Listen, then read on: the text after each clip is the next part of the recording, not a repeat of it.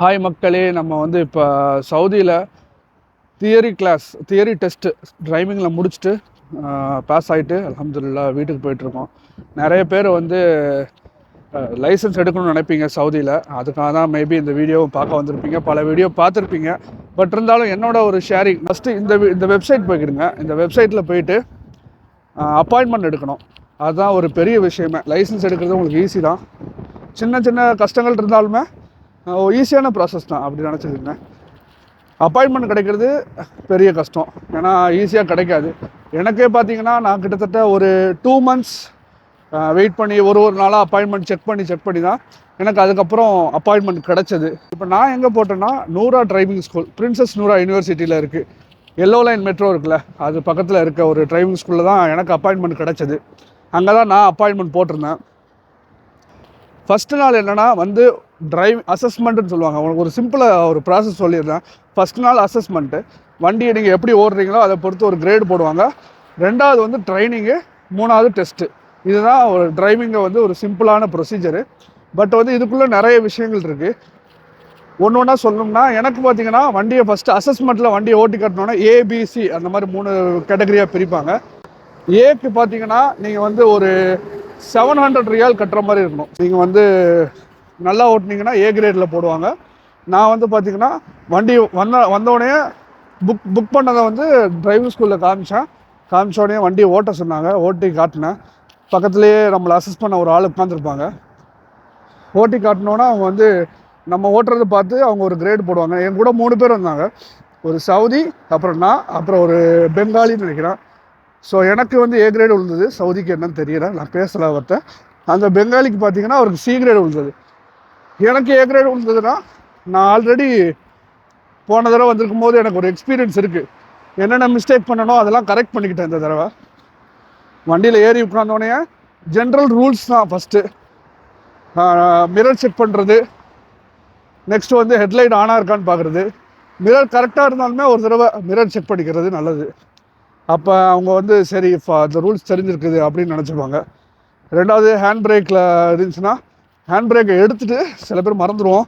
ஏன்னா நம்ம வந்து டிரைவிங் லைசன்ஸ் போட தான் வந்திருக்கோம். அதனால் வண்டி அடிக்கடி டச்சில் இல்லாதனால நமக்கு வந்து இங்கே வந்து மறந்துடுவோம். ஸோ ஹேண்ட் பிரேக்கை எடுத்துகிட்டு வண்டியை ஸ்டார்ட் பண்ணுங்கள். எனக்கு அப்புறம் ஒருத்தவர் வந்து ஓட்டி காட்டினவர் வந்து ஹேண்ட் பிரேக்கை போட்டுகிட்டே ஆக்சிலேட்டர் கொடுத்துட்டு இருந்தார். நம்மளால் ஒன்றும் சொல்லவும் முடியல. பட் வந்து அது ஒரு லெசன் தானே, அதனால் இங்கே நான் சொல்லிக்கிறேன். அதுக்கப்புறம் வண்டி ஒரு நார்மலாக ஓட்டி காட்டுங்க. நீங்கள் நல்லா ஓட்டினாலே உங்களுக்கு ஏ கிரேடு போட்டுருவாங்க. இல்லைன்னா பிசி அந்த மாதிரி போடுவாங்க. ஏ கிரேடுக்கு 700 ரியால் கட்டணும். பிசி எனக்கு கரெக்டாக தெரில. பிக்கு வந்து 1400, சிக்கு வந்து 2500. அது வந்து எதுக்குன்னா ட்ரைனிங்கை பொறுத்து காசு மாறும். பிசி வந்து கொஞ்சம் அதிக ட்ரைனிங் இருக்கும். இப்போ ஏஐ பற்றி நான் சொல்லிடுறேன். நான் வந்து ஃபஸ்ட் நாள் எனக்கு ஓட்டி காட்டினோன்னா நான் பணம் கட்டிட்டேன். 600-700 ரியால் கட்டினோன்னே கிளாஸஸ் அனுப்பிடுவாங்க. நமக்கு வந்து ஏ கிரேட்னால வெறும் ஆன்லைன் கிளாஸஸ் மட்டும்தான் இருக்கும், யூடியூப் வீடியோஸ். அதுக்கப்புறம் குவிஸ் மாதிரி இருக்கும், மல்டிபிள் சாய்ஸ் கொஸ்டின். அதை வந்து செலக்ட் பண்ணுற மாதிரி இருக்கும். ஸோ அது ப்ராக்டிஸ்க்கு ஒரு செஷன் அவங்க வெப்சைட்லேயே அனுப்பிடுவாங்க. ஸோ அதை வந்து நம்ம ப்ராக்டிஸ் பண்ணணும். அதுக்கு ஒரு டேட் கொடுப்பாங்க, 2 நாள் கொடுப்பாங்க. அதுலேயே உங்களுக்கு ப்ராக்டிஸ் டெஸ்ட் இருக்கும். அதையே நீங்கள் அடிக்கடி திரும்ப பண்ணிங்களாலே உங்களுக்கு எல்லா கொஸ்டினுமே ஓரளவு ஆன்சர் பண்ணுற அளவுக்கு நீங்கள் ட்ரெயின் ஆகிடுவீங்க. நான் வந்து பார்த்தீங்கன்னா 93% எடுத்தேன். அப்படின்னா 28 கொஸ்டின்ஸ் வந்து கரெக்டாக ஆன்சர் பண்ணேன். காரணம் என்னென்னா திரும்ப அதையே பண்ணிட்டே இருந்தேன். அந்த டெஸ்ட்டை ரிப்பீட் பண்ணிட்டே இருந்தேன், அவங்க ப்ராக்டிஸ் டெஸ்ட்டை. ஸோ மேக்ஸிமம் அந்த கொஸ்டின், அப்புறம் ஈஸியாக லாஜிக்கல் கொஸ்டின்ஸ் தான் இருக்கும். இப்படி போனால் என்ன பண்ணுவீங்க, இந்த சிம்பிளுக்கு என்ன அர்த்தம், அந்த மாதிரி இருக்கும். ஸோ அதை நீங்கள் ஈஸியாக ஆன்சர் பண்ணி முடிச்சிட்டிங்களா. இப்போ நான் முடிச்சிட்டேன், அந்த ஸ்டேஜில் தான் இருக்கேன். நெக்ஸ்ட் எனக்கு வந்து பார்த்திங்கன்னா நாளைக்கு ப்ராக்டிக்கல் ட்ரைனிங் இருக்குது. ப்ராக்டிக்கல் ட்ரைனிங்னா அந்த டெஸ்ட்டு சொன்னல, டெஸ்ட்டுக்கு முன்னாடி நம்மளை ட்ரெயின் பண்ணுவாங்க. அந்த டெஸ்ட்டுக்கு நம்ம எப்படி பெர்ஃபார்ம் பண்ணணும் அப்படின்னு ப்ராக்டிக்கல் ட்ரைனிங். தியரி ட்ரைனிங் வந்து ஆன்லைன்லேயே முடிஞ்சிடும். ப்ராக்டிக்கல் ட்ரைனிங்க்கு நாளைக்கு நான் வரணும், லைவாக வரணும். அவங்க ஒரு டைம் கொடுத்துருப்பாங்க, அந்த டைமுக்கு நம்ம கரெக்டாக வந்துடணும். ஒரு உதாரணத்துக்கு சொன்னீங்கன்னா எங்களுக்கு வந்து 6 to 8 கொடுத்தாங்கன்னா கரெக்டாக வந்துடணும். மிஸ் பண்ணிட்டீங்கன்னா அதுக்கு ஃபைனலாக இருக்குதுன்னு நினைக்கிறேன். அதனால் கிளாஸஸை மிஸ் பண்ணிடாதீங்க. நீங்கள் வந்து பணம் கட்டும்போதே ஃபஸ்ட்டு வந்து உங்களுக்கு கிளாஸ் வந்து எப்போ போகணுன்னு கேட்பாங்க. அதை வந்து உங்களுக்கு கன்வீனியண்ட்டான டைமில் வந்து சூஸ் பண்ணிக்கிறீங்க. ஏன்னா நிறைய பேர் ஒர்க்குக்கு போவீங்க, அந்த டைமில் லைசன்ஸ் போடுவீங்க, அப்போ கொஞ்சம் கஷ்டமாயிடும்.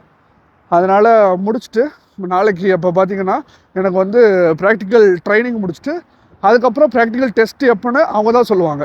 அது எனக்கும் தெரியலை. ப்ராக்டிக்கல் டெஸ்ட்டு தான் கடைசி. ப்ராக்டிக்கல் டெஸ்ட்டு முடித்ததுக்கப்புறம் நமக்கு லைசன்ஸ் வந்துடும் இன்ஷா அல்லாஹ். அதுக்கு வந்து என்ன ப்ரொசீஜர் அப்புறம் அப்படின்னு ஒரு கண்டினியூவாக ஒரு வீடியோவில் லைசன்ஸ் கிடச்சதுக்கப்புறம் என்ன பண்ணலாம் அப்படின்னு சொல்கிறேன். அதுக்கு முன்னாடி நிறைய யூடியூப்பில் வீடியோஸ் இருக்கும், நீங்களே பார்த்துருப்பீங்க. எக்கச்சக்க வீடியோ வந்து நம்ம மக்கள் போட்டிருப்பாங்க, எப்படி அப்ளை பண்ணுறது, அதுக்கப்புறம் என்னென்ன இதெல்லாம் டிப்ஸ் அண்ட் ட்ரிக்ஸ்லாம் என்னென்ன இருக்குது அப்படின்னு போட்டிருப்பாங்க. மேபி லைசன்ஸ் எடுத்ததுக்கப்புறம் ஒரு full video if I can நான் ஒரு ஃபுல்லாக ஒரு இது அப்லோட் பண்ணுறேன். ஏன்னா 2026 உங்களுக்கு வந்து ப்ரொசீஜர் இப்படி தான் இருக்குது, மாறலை. நான் வந்து 2023 இஃப் ஐம் நாட் ராங் 2023 நான் ஒரு தடவை ட்ரை பண்ணியிருக்கேன். அப்போ எனக்கு சி கிரேடு கிடச்சிச்சு. அப்போ நான் திரும்பி போகல, ஏன்னா 2500 ரியால் கட்டணும். அப்போ நான் பண்ண மிஸ்டேக் என்னென்னு சொல்லவா, நான் வந்து காரில் ஏறி உட்காந்துட்டேன். கார்லாம் சூப்பராக ஓட்டிட்டேன், ஏன்னா அப்போ என்கிட்ட வந்து கார் இருந்துச்சு கம்பெனியில். ஸோ ஒரு ட்ரைனிங் டச்லேயே ஓட்டிட்டேன். பண்ண மிஸ்டேக் என்ன தெரியுமா, ஹெட்லைட் ஆஃப் பண்ணி வச்சுருந்தாங்க பர்பஸாக. நான் அதை ஆன் பண்ணாமையே காரை ஓட்டி காமிச்சிட்டேன். ஏன்னா அதை நான் கவனிக்கவே இல்லை, லோ பீமில் இருந்திருக்கு. அதை நான் லோ பீமில் இருந்தனால கவனிக்காமல் நான் வந்து ஓட்டி காமிச்சிட்டேன். அந்த மிஸ்டேக்னால எனக்கு சி கிரேட் ஆயிடுச்சு. ஸோ உங்களுக்கு என்னோடய 2 எக்ஸ்பீரியன்ஸுமே உங்களுக்கு ஷேர் பண்ணியிருக்கேன். ஸோ இந்த வீடியோவில் மேபி உங்களுக்கு யூஸ்ஃபுல்லாக இருந்திருக்கும். அடுத்த வீடியோவில் சந்திப்போம். பாய்.